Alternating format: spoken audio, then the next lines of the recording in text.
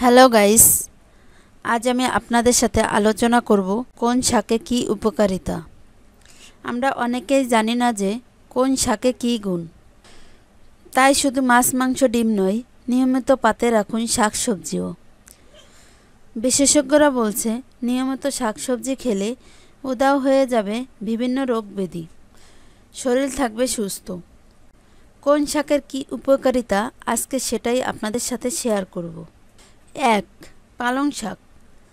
পালং শাক কোষ্ঠকাঠিন্য প্রতিরোধে এই শাকের কোনো বিকল্প নেই।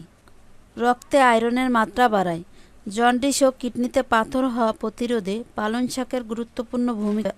2. পাট শাক। পাট শাক খাওয়ার রুচি বাড়ায়, মুখে কালো দাগ দূর করে, বাতের ব্যথা দূর করে, রাতকানা রোগের বিরুদ্ধে লড়াই করে। পাট শাক টিউমার ও ক্যান্সার রোগের পুষ্টি উপাদান বিদ্যমান। নাম্বার 3. কলমি শাক। আমাশা জম হলো কলমি শাক। গর্ভ অবস্থায় কলমি শাক খেলে উপকার পাওয়া যায়। মায়ের বুকে দুধ বাড়ায়, কোষ্ঠকাঠিন্য দূর হয়, শরীরের ব্যথা বেদনা উপশমে কলমি শাক খুব উপকারী। নাম্বার 4. পুঁই শাক।